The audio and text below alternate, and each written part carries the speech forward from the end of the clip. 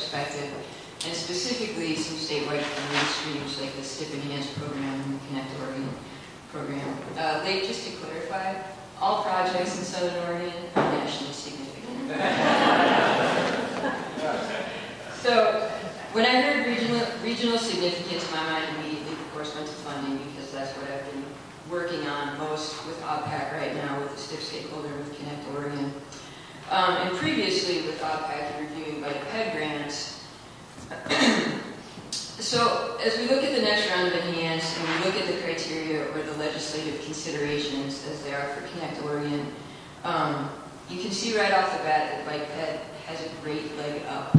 And I believe that that's why Bike Ped projects did so well in both of those programs in the last round. There's been a lot of discussion about statewide and regional significance and moving forward as sort of a pushback on Bike Ped.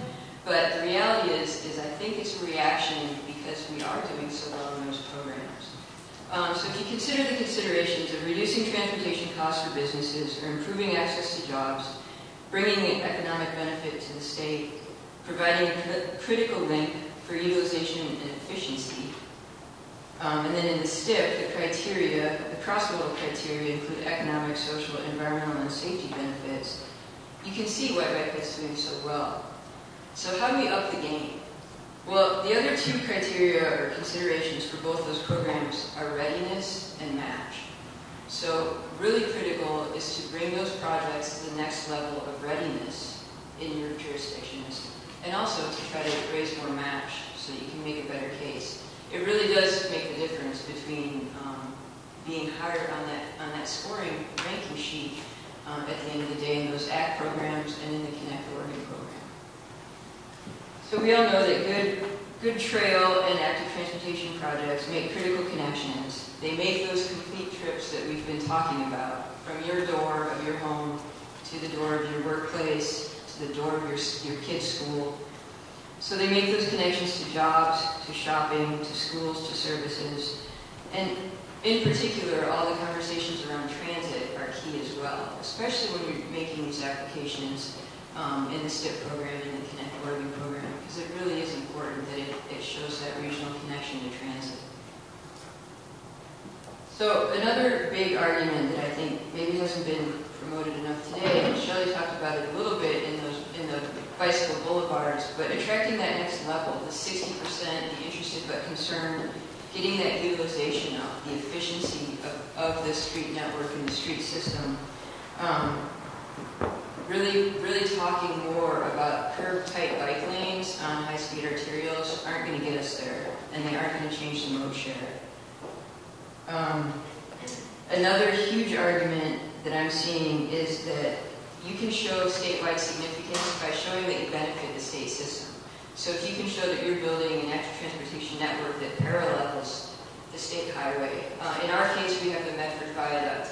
45% of traffic on the Medford Viaduct is local traffic. It travels literally between the South Medford interchange and the North Medford interchange.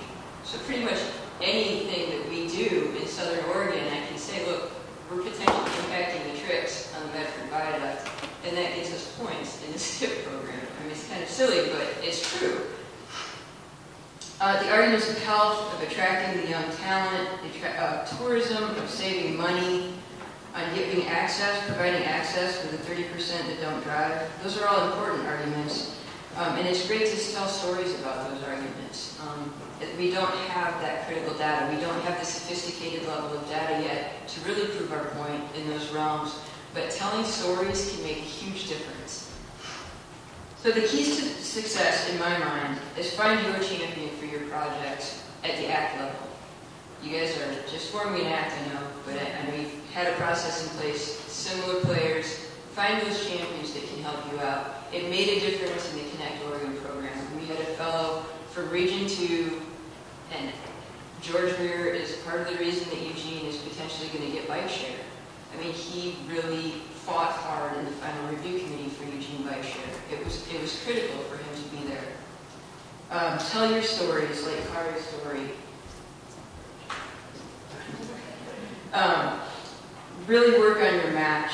Really work on your readiness for your projects. Be thinking of them now. Develop them now. And then the last thing I wanted to say is there's a real opportunity. You mentioned small projects like sidewalk infill. I really think there's a big opportunity combining those projects and grouping them. So your small school access project, sure, independently, it doesn't look that great to have a one-block sidewalk infill. But if you start looking at other areas around that school, other schools in the region, combining those projects, that's where you're going to get a bigger regional project, and you're also going to get that economy of scale. It's a lot easier to sell it to the politicals. So in closing, I just have a couple of slides.